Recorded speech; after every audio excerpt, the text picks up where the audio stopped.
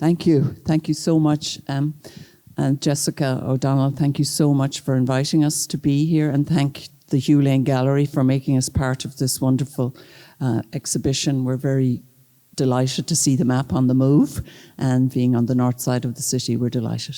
So now, so how do we start? So you might like to hear that Rachel and I first met as activists in the Artists' Campaign to Repeal the Eighth Amendment, which was founded in 2016, and then went on to become, I mean, it was an online campaign to begin with, and then it went on to be more active.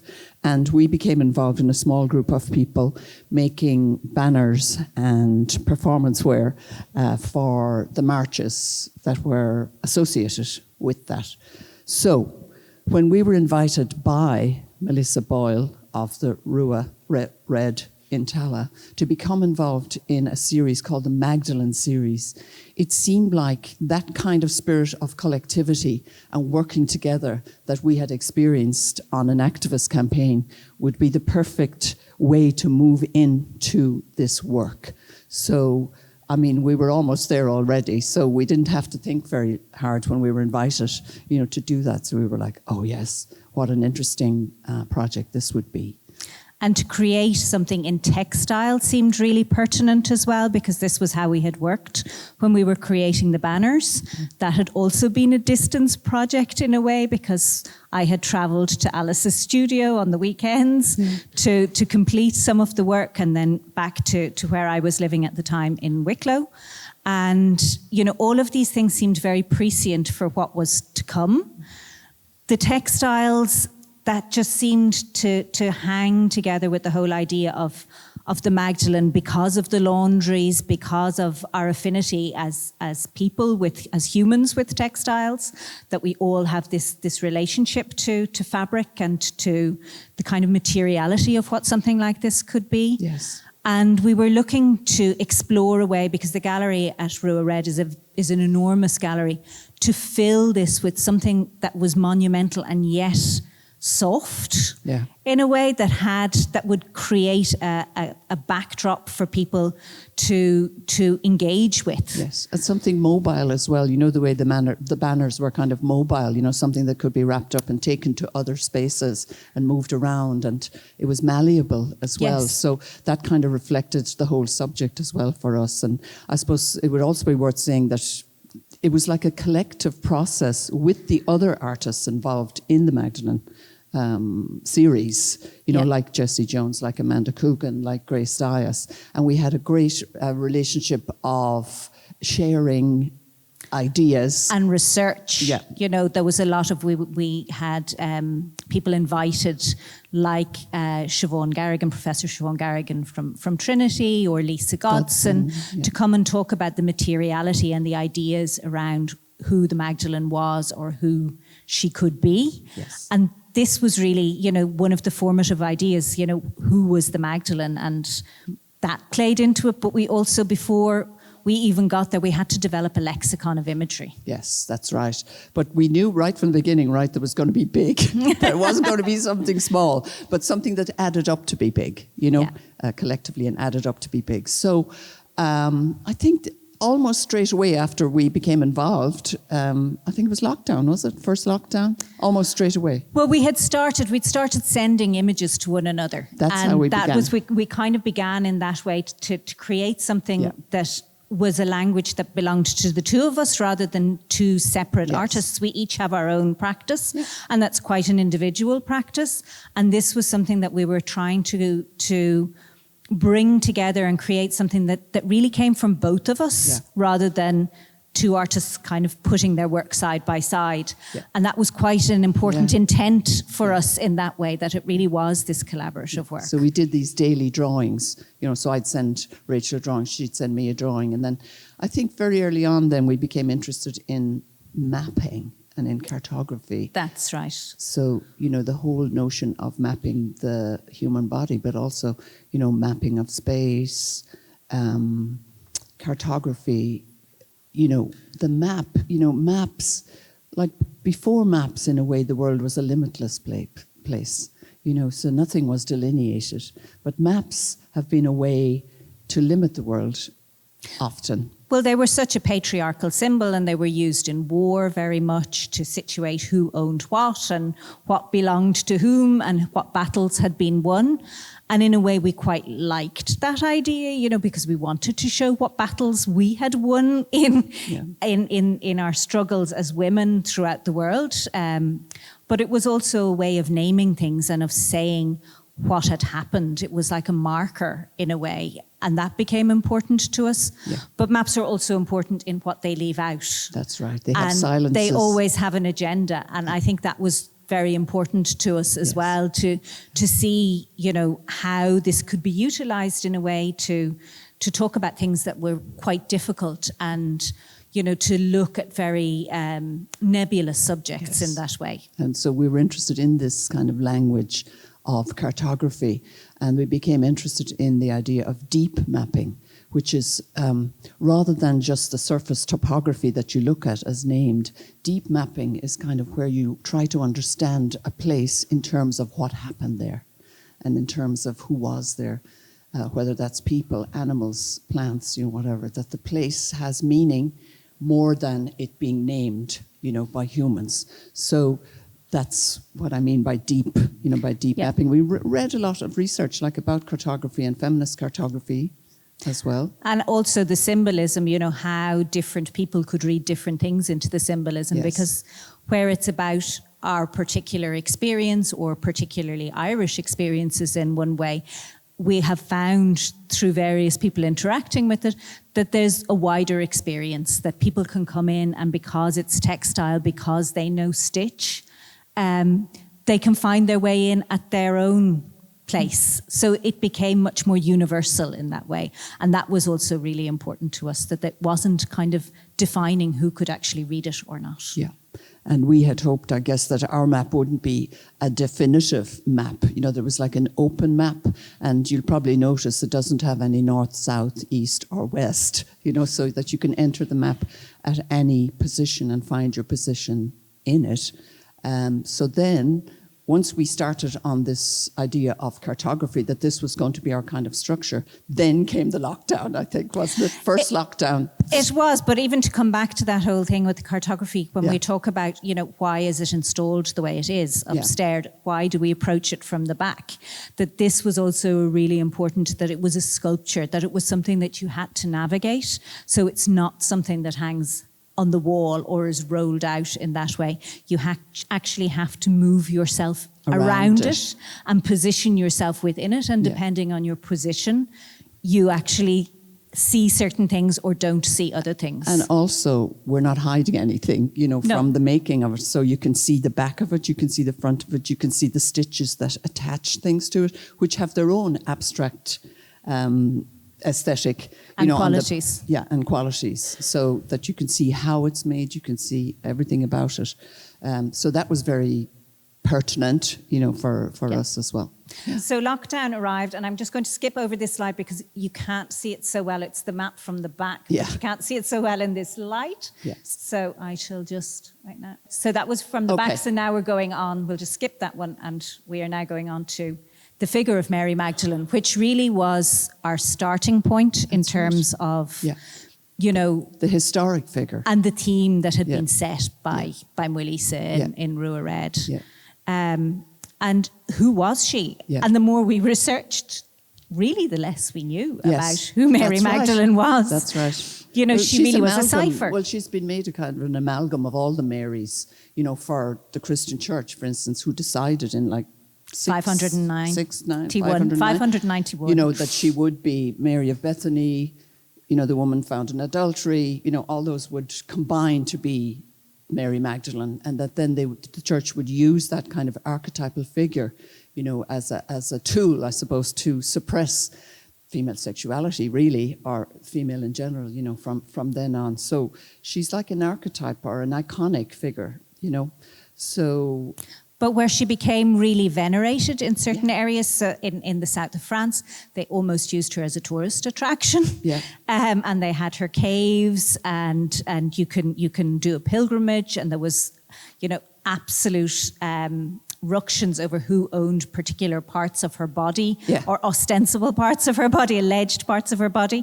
So she was She was venerated. hugely venerated, and there's a lot of iconography around Mary Magdalene, and the Dominicans in Spain really venerate her as well. In Ireland, she's don't see really her. only known No. as a name. Yeah. There's very little iconography. Yeah. There's some paintings in the National Gallery, but that is Not from the here. absolute. They're not from here, but Yeah. it's the absolute. Some And- of the yeah. the images of Mary Magdalene in Ireland, she doesn't appear in any of the laundries. No, because we did our research. There was some wonderful research people, who are looking at the materiality of what's left over in the Magdalene laundries. There's no picture of Mary Magdalene. There is Yeah. no picture. It's all Jesus and Mary, but there's no Mary Magdalene. So in a way, it was just the idea of Magdalene that was used as a kind of suppressive tool rather than an image of a person. Yeah. And again, it was the naming of things. Yeah. So it was a naming of a certain, female state, a penitent state. Penitent state. Yeah, that is true. So from our distance then, from me, I was over in the west of Ireland, Rachel's in the east of Ireland. We're locked from meeting each other, so we begin on our Mappa Mundi. So we started, I think, with the constellations. We right? did. So we're going to change the night sky, from all those, Western mythological figures like Orion's belt and all the things that we see in the night sky. Let's name them differently. Let's make different mythological figures for the stars. So we started with that figure there, which It's is called Pecatrix Major. Pecatrix Major, the great sinner, because as a lot of you probably know, that when it came to mother and baby homes or Magdalene laundries, well, mother and baby homes, Yeah. Pecatrix Minor would be if you came pregnant to begin with, and then your baby, you were taken in. But if you came back a second time, then Pecatrix Major, you were a major sinner and a lost cause.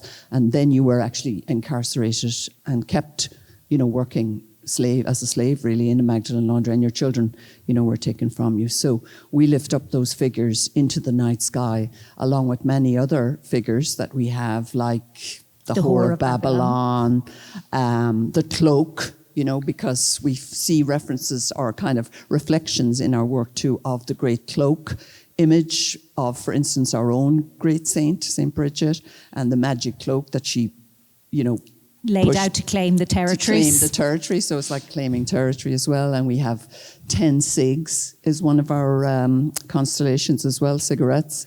And the dulces. The dulces, the sweets, because in our research, obviously we also found that, women who were incarcerated, they didn't own nothing, Maybe they had 10 cigarettes. That was about the height of what they were allowed to have, or a few sweets, And what other constellations have we then? Death and the Maiden. But we were really looking like we brought in some of the iconography that we had from the Dragon Slayer that we had used in the banners. That's right. Because we also wanted, to kind of continue that idea that we would use these things that had been very much in our visual senses and have them reiterated in the work again. Yeah. So that became really important. And also how this piece was made. It's really a silk where the warp is the same on both pieces of silk, but the weft is different on both of them. So one is green weft and the other is a turquoise weft, and that creates this beautiful shimmering. Yeah. And these things, we had been apart. We were in lockdown, we were seeing everything through screens, and we really wanted to make something that was beautiful and very vibrant to experience. So colour became really important, and this blue colour was just so seductive and so gorgeous. That was very much part of our campaign as well when we were making banners, was that the banners would be beautiful. Absolutely. And that people would feel proud to follow them, and that they would be complex and that they would reference our own culture and our own history. And, so that people would have complex readings of imagery, rather than the horrible kind of one-note reading, of images. But the constellations are made, they're sewn.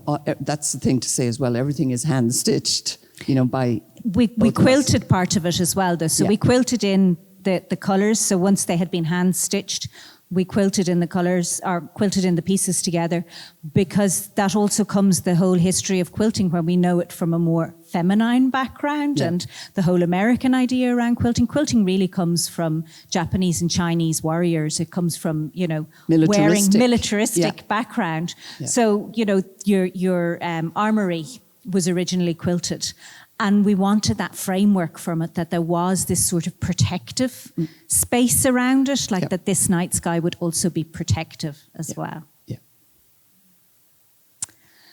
And while we were thinking about things like that had been said and done, we were really, mindful and thinking about the laws and how the law had been used to actually, imprison people within their own words and within their own land. Yeah.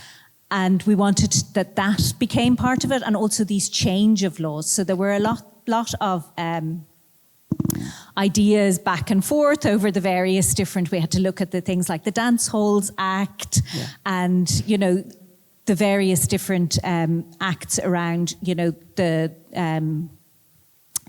penal servitude around abortion and helping for abortion. These laws, they had been in our psyche for, since the 1800s. A lot of them had been taken over from the British laws, the Locke laws. And we really wanted to, show how they had become part of how we lived without us ever actually knowing the words of these laws. That's right, Jess. So we have one section called Law Land. So we named all of our different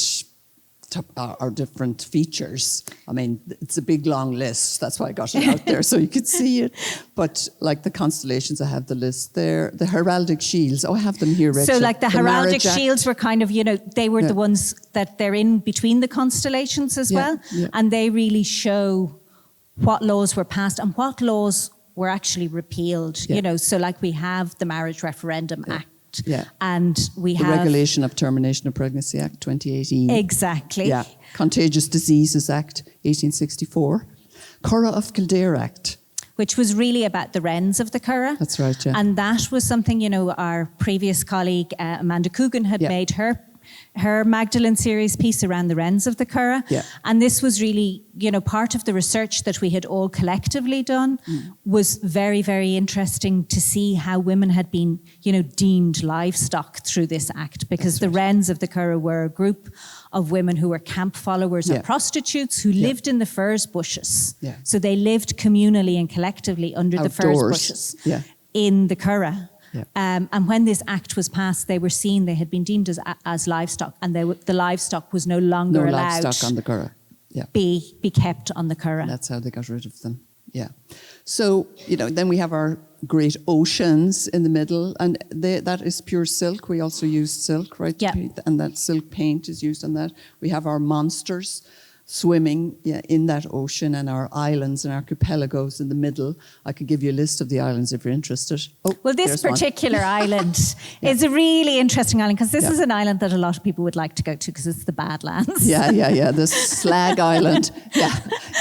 Slag Island is where all the slags live, right? The people who have fun. Well, I'll see if I got a list of them, because people are always asking me, like, what's the names of the different places? Oh, there it is. Banshee Bank, Paulna Strumpa, Slag Heap, Strumpet City, where all the streets are called Mary Street, and Mary Mile, Arachne Avenue, and then there's the Furies, which refers to female speech. So they've got lanes called like Gab Lane, Gossip Lane, Whine Lane, Shriek Lane, Squeal Lane, Babble Alley, Prattle Alley, Tattle Alley, Chatter Alley, and Natter Alley, which is often the figures of speech that is referred to as female speech.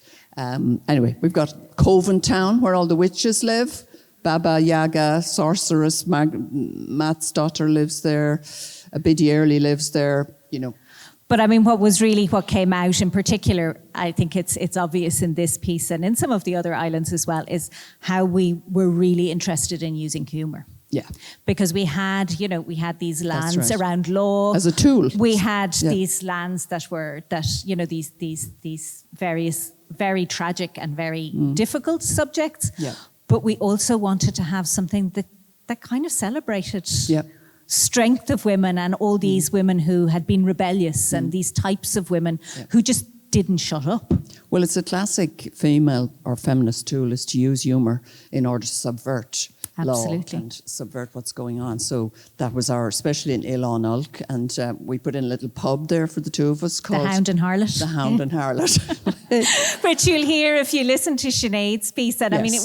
that was one of the really interesting parts of the collaboration with Sinead, because when Sinead came to see, we had been asked quite early on in our collaboration and as part of the series who we would like to write for the piece. And we were quite clear we didn't want, an academic text. We really wanted something that would kind of illuminate and accompany this piece in a way that would be an artwork in its own right. Yes. And we felt that Sinead Gleeson was a really good Immediately fit. we both said, oh, what about Sinead Gleeson? Right. And she was so good. She really took on that challenge of, saying, you can write whatever you want, which is slightly terrifying, I think, for anybody. But the first thing, remember, then we sent her the list of all the features. Yeah.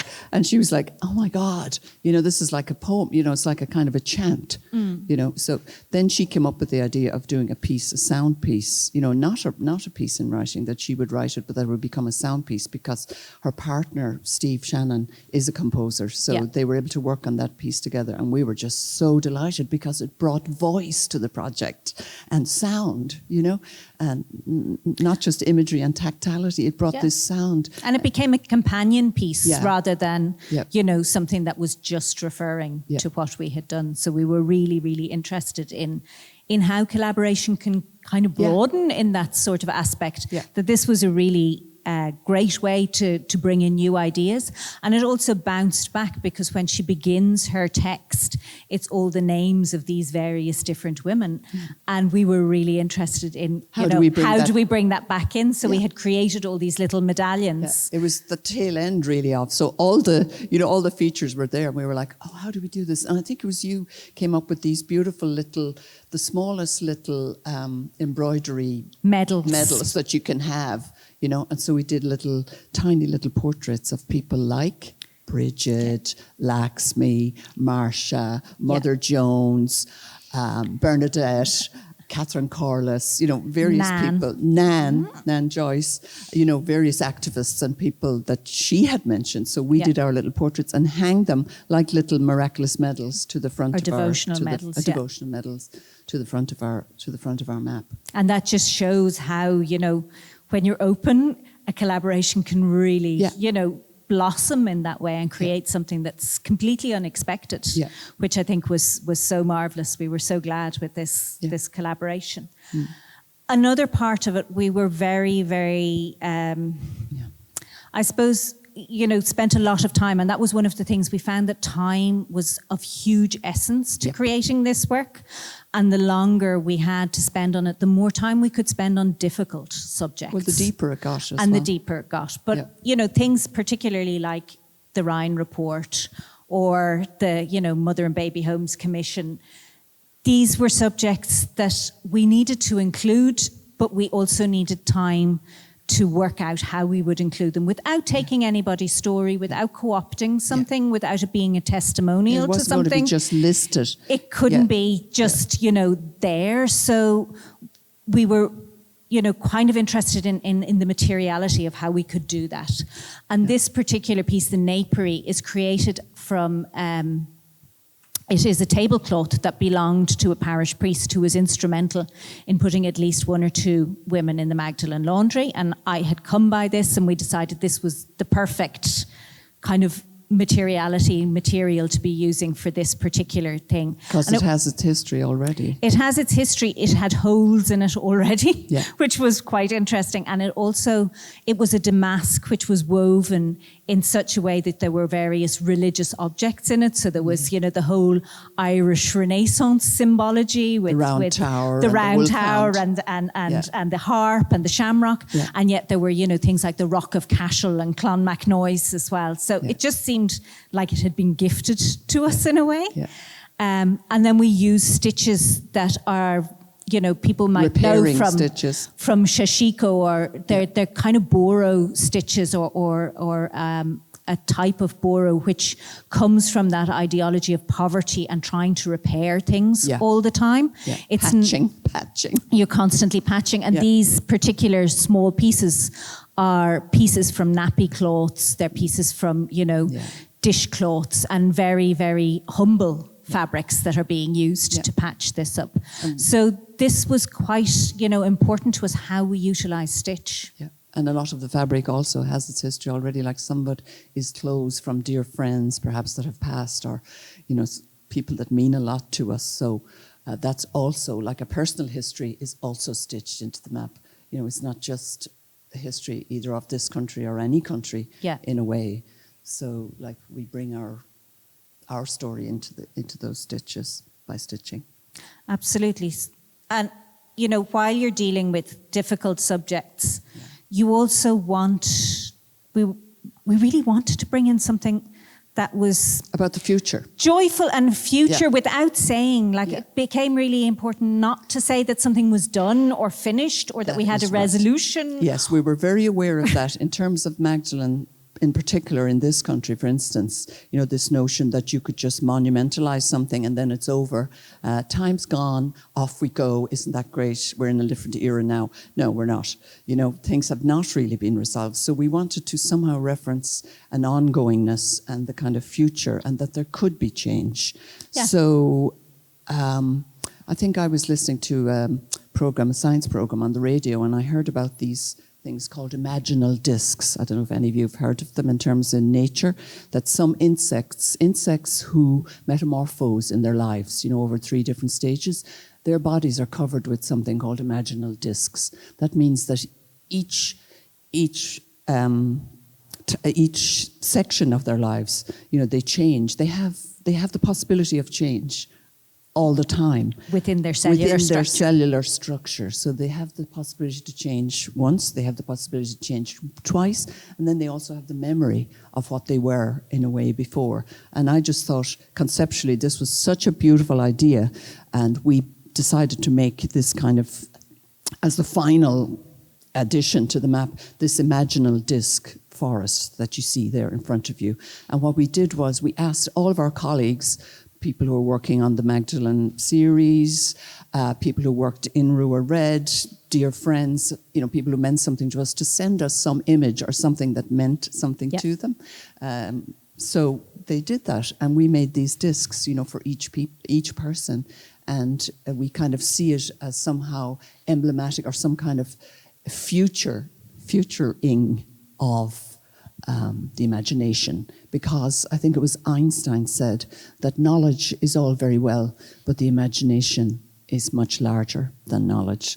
That if you use your imagination, knowledge can be limiting, is what he said. And we were so interested to bring that whole idea as well of kind of ecofeminism and the knowledge that we have around trees and the various different, how plants communicate with one another, and that there's just so much of the universe that is already fabulous and wonderful, and we don't know about it. I forgot to say, that Sinéad Gleeson had been sending us books all the time.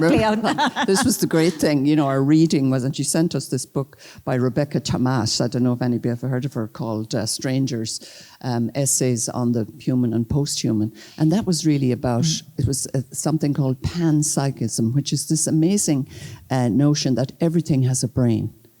Things that we don't think have a brain, like a stone or a plant or a piece of earth, that everything is connected. It's really about connectedness. And that's what this final piece we hoped, was about, that kind of panpsychism and connectedness.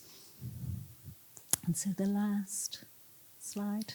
Here we are again. Yeah. So, looking at the whole piece, we had created it, and we wanted to have something that grounded it. Yes. That became really visceral. Yes. And that was the crochet. That's it. She was crocheting away all the time. And I said, what are you making? She said, I'm not making it, and I'm just crocheting. And I thought, that's a brilliant notion, because crocheting is like thinking in a certain way. It's, it's a sort of drawing, but it also has that wonderful aspect that it changes your brainwaves. Yeah. So it has now been, since it's very zen, and it creates a sort of calming effect. Yeah. And what we were doing was we were creating also kind of a guts that could be squeezed out of the map, that was the kind of flesh and blood in a way, and the grounding and the telling us how visceral, how this belongs to everybody. Yeah.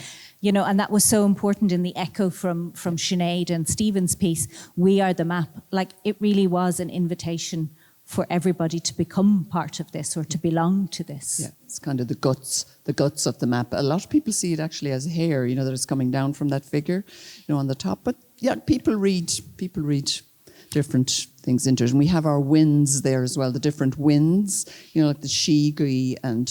Have we got the wind that shakes the barley? Oh, no. No, we left that one out. We left out the wind that shakes the barley. But we have the big wind. We have the wind of change. Yeah. You know, so all those winds are blowing on our map. So have we got anything else to say? I mean, I think we've lots of other things to say, but it might be interesting to hear what other people have to ask. And what people have to ask. Yeah. So we might just open it up to the audience now. Okay.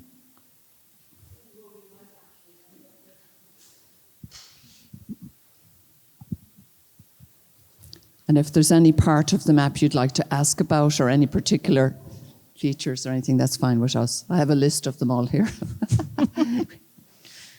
Forgot about that. Okay, I'd like to ask a quick question and also to make a comment. The day that I went to see the map in Ruared, I went with a friend and there were just the two of us, and these two young guys from the College of Art wandered in. And we were all, you know, screwing our eyes to see the writing at the top of the map. We stayed for ages that day, spent pretty well the whole day there. And before we were finished, my friend and I noticed the two guys came back with a stepladder. And we were just absolutely thrilled because it was two fellas doing this who were interested enough in what is really hugely important for us women, but nice to see that they were so taken by it as well.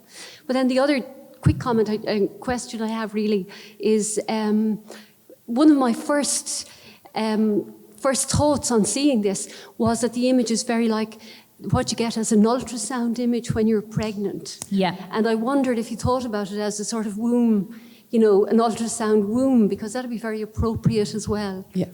Yeah, I mean, that was when we were creating the piece, we really wanted it to be a sculpture. And it is created in such a way that when the light shines through it, so the forward part of the map where the sea isn't actually attached, and that creates sort of a light chamber, so you can see through it, and it's like a nascent cartography, or as you say, an ultrasound, or some people say a petri dish. Yeah. So there was lots, and it also shows the structure that's like, you know, the Bridget's cloak or a bishop's cope as well. So lighting was very important to us, just to say, you know, that it wouldn't live without lighting, actually. You know, and that is, you know, it was quite that whole idea that you approach it from the back, that you see this possibility, this beginnings of something, but you don't know quite what it is. That was really important. Yeah. To create that sense of mystery. That you had to move to see it. And you had to go around, and then it is this blaze of colour. Yeah, on the other side. Thank you. We did have debates about how will people see the top, you know, of the map, and we're talking about having cherry pickers and, you know, like things that you could approach. And then we were like, no! You know, when you go to see a history painting, like for instance, the raft of the Medusa, the size of that, you know, in Paris, you don't get a ladder to go up to see the top of that, you know? Just have a look. Yeah. But we were also thinking, you know, there's a part of it that you go, well, actually, you don't get to see everything anyway. Yeah. And that's always the thing, you know. Yeah. And people will have gone a couple of times and they've gone, but I didn't see that the first time. I've just discovered it now. And we were quite interested in that. I also discovered how good my 88-year-old mother's eyesight was, because she could definitely read everything on Slag Island. Yeah. But we did get a very various audience, you know, like you were saying. It was not, you know, any particular gender, or like it was very mixed audience that we had, actually. Yeah, and we found that quite interesting, because we thought in the beginning, maybe it would be a very gendered piece, but we had huge resonance from men who really identified with it. And as one of the wonderful, we had a structural engineer in during the week, as he said, sure, isn't everybody wrapped in a blanket? And I think that is, cloth is a universal language, the language of cloth and the history of cloth. It's a political thing, as well. And maps were actually on cloth to begin with. Yeah, and it's a currency, like cloth was a currency as well. Yeah. It denoted your status, and that was why we really wanted to use these silks. Like the silk that the sea is made of is a particular crepe silk that's kind of knitted, and it has that beautiful weight that allows it to drape like water. Whereas, some of the other silks that we've used are much more structured or much flatter in how they react. So there was a lot of kind of technical working out of how it would work as well as a sculpture. You were very good at that.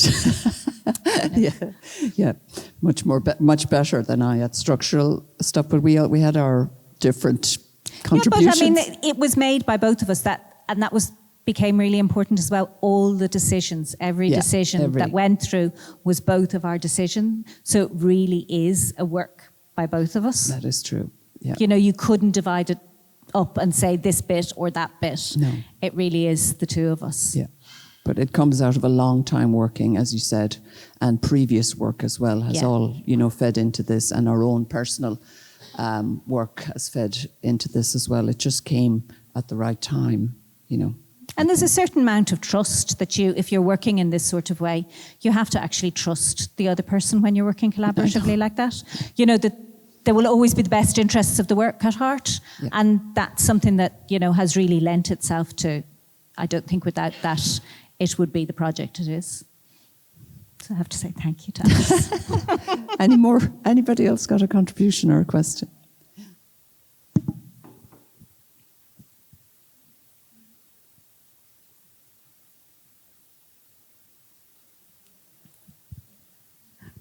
I suppose everybody has their pet name or figure or icon, but one that occurred to me that didn't seem to be read out from your list, and I realised there were many more pages, but did Sheila Nagig's figure, or Sheila?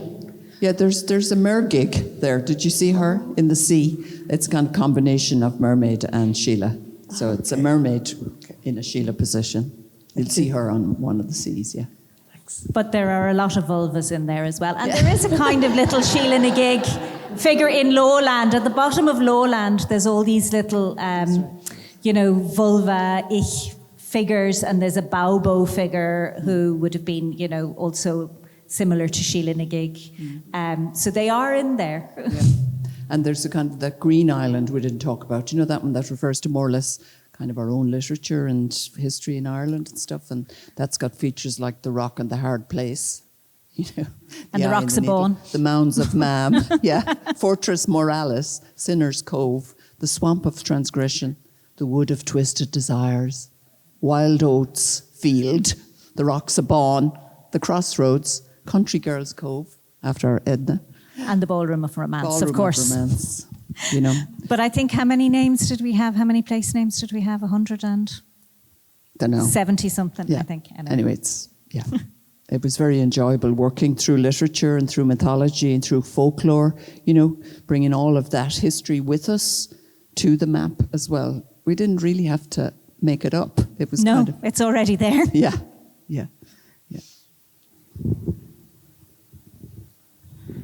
Thank you, Alice and Rachel, for explaining the map. I was just wondering, whereabouts is the map now, if we want to see it? It's upstairs. It is? Oh, that's great.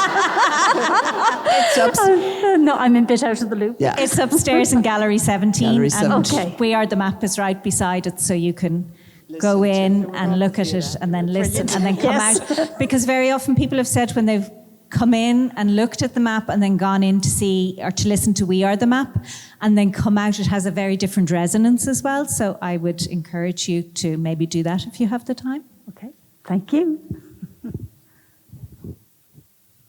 Yes.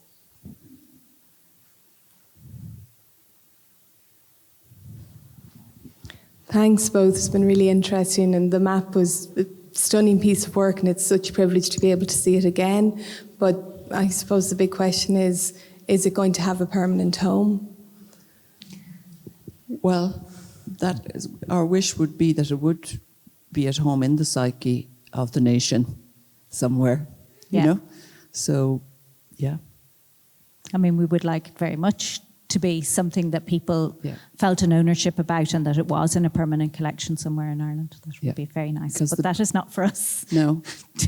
Say, but you know, all the banners from the Artists' Campaign to repeal the Eighth Amendment are now in the National Collection in Collins Barracks. So they see them as important materiality, you know, made by artists that has contributed to the history of the country, I guess. So.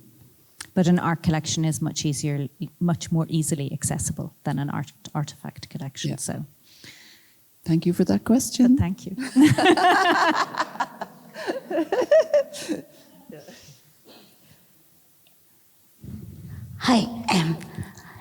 Hi. You were saying earlier that you think great that the map is starting to move, and on that same kind of theme, would you think about maybe taking it outside Ireland and maybe showing it in, say, the Cultural Centre in Paris? And one thing is, I know it's still run by the Catholic Church per se, so I know this might sound like a stupid question, would you be up for showing it there, or maybe taking it around in a church? Europe? In a church, you mean? Yeah. Well, maybe not in the church. They still have a church, but yeah, sorry, go on. It's the Cultural Centre. My French. I mean, we're up to showing it where people can show it. I mean, we would love it to travel and be seen in other contexts. To be in a church, actually. Not in a church, no, but it's more because the Cultural Centre Culturel Irlandais is owned by a church. It's owned by the Catholic Church. And there is actually Mass still every Sunday, which I didn't know about that, you know, but like I was just curious if you'd be open. I mean, but we would love it to be seen outside Ireland, because I think it has a different resonance. Yeah. And I think it would lend itself very much to be seen elsewhere. Yeah. Like people have come to with different interests, you know, people who sew or people who, you know, work in different ways. It's not necessarily even around the Magdalene subject, you know?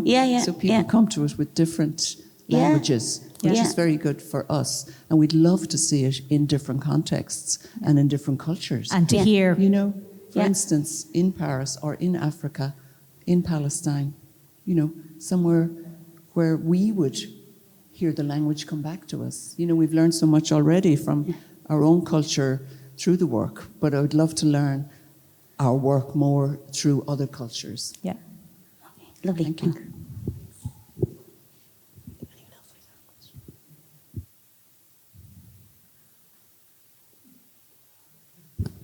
Firstly, thank you.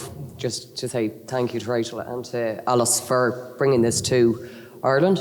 I found it an incredibly moving experience to see it in Rua, and was there with my sisters, and just it was a very moving experience.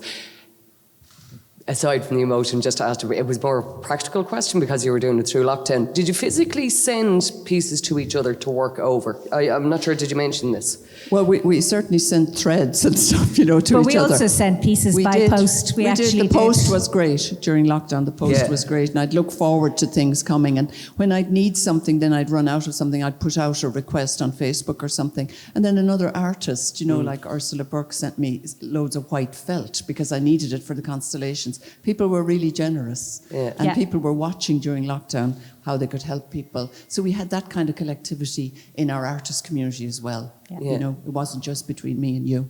No, but we did spend a lot of time on Zoom showing each other. I'm doing this bit now. And that certainly came across, even the way you're talking here, that excitement of going, oh, wait till I show you what I've done, or what do you think of this? And in that way, did lockdown assist the project in that way? I think it did. Yeah. I think it did. For the duration of actually having the time to spend. And then we had the third lockdown. You know, it kept going on.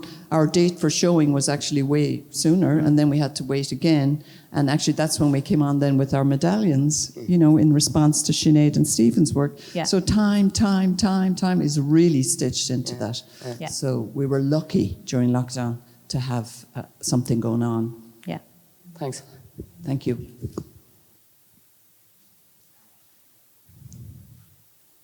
Thanks a million. It was really interesting, and I love all the stuff about the sky. But just with all the talk of stitching, is there anything about the medical stitching that was done to women, or stitching on women's bodies, or I'm just wondering, and I was here on Friday for the Bones in the Attic, and one of the speakers addressed that, you know, the Suture stitching. that, and it has a name that I can't pronounce. Anyway, I was just wondering if there's anything in that about that. There is a little bit, but not so much. Okay. You know, a lot of at the back of the map around her head, if you look from the back, it's all the little tiny stitches up around like a little halo. They're little knotted suture stitches. Right, okay. Okay, thanks. Thank you.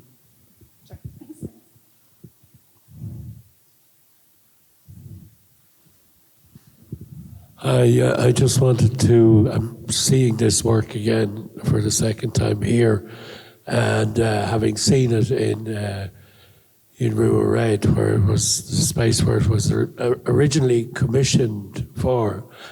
What to me is the most extraordinary thing about this work is it takes such a dark and dismal and repressed kind of history and transforms it into something that's celebratory and joyful.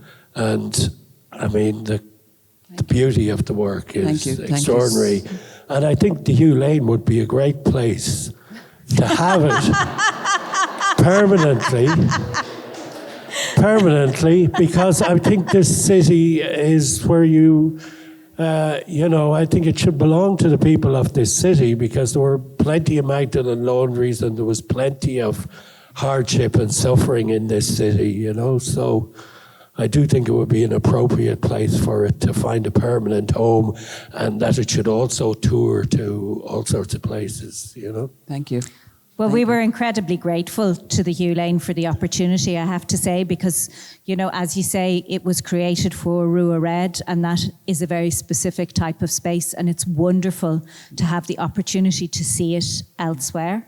And, you know, the team here, and led by Jessica O'Donnell, have just been incredible. We are really, really grateful for this opportunity, I have to say. But thank you for noting the beauty of it as well, you know, because that certainly would be part of our work together, from the banners onto this, you know, that is a way to somehow, you know, work through your imagination into the future, not just listing the horrors of the past. You know what I mean? But it was also... art is some kind of vehicle for getting to the future, you know? It was also that thing, you know, we noticed as well, even among ourselves, that after lockdown and after looking at things on screens all the time, to actually stand in the presence of something made a difference. You know, to be in front of a painting, to be in front of an artwork, actually changed things physically and within your head. And I think we shouldn't forget that, like visiting artworks is still really, really important. Yeah. And in all fairness, we're both very tactile, you know, in our own work separately as well. So, you know, we're into making and touching, you know, and having material. So, yeah, thank you. So I just wanted to add a suggestion that it might also be a welcome space for it, and it would be a lovely addition if it was to find a home in Sean McDermott Street.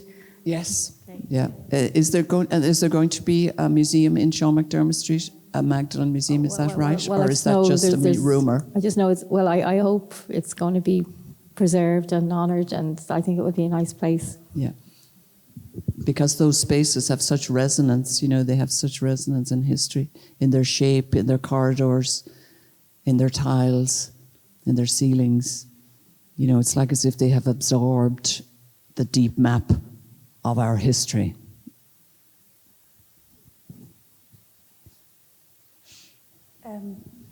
I'm very grateful to be here, thank you, because it was sold out online. It's very beautiful work. But just very laterally, I had a thought about how you talked about if you could bring it around the world, and how of other cultures that you could absorb and learn into those cultures, you know, more to sort of weave into the map. And just I had a very lateral thought when this man talked about the beauty of it, and then your response about how something about the beauty and making the beauty is almost like a rebellion against the oppression.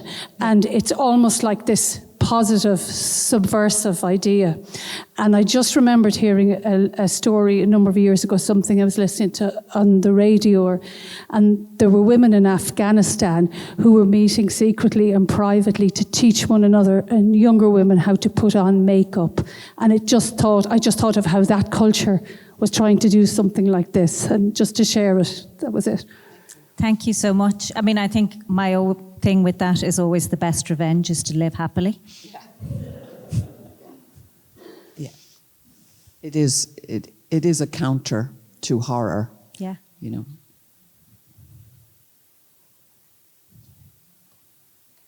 I had a question as well, possibly.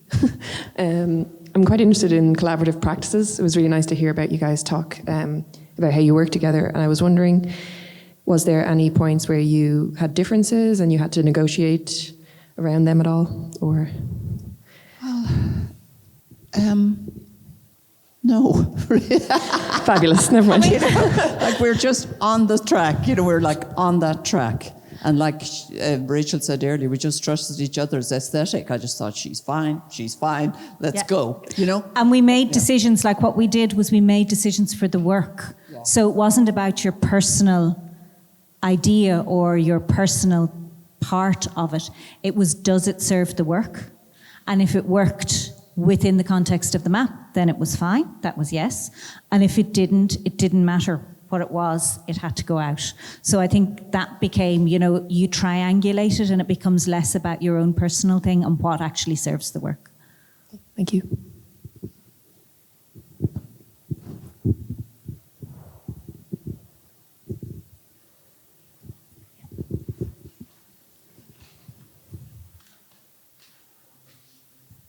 You'll just join me in thanking Alice and Rachel for a superb conversation, and we are so honoured here at the Hugh Lane to have this beautiful, complex and pivotal work on display. So thank you so much, Alice and Rachel. Thank you.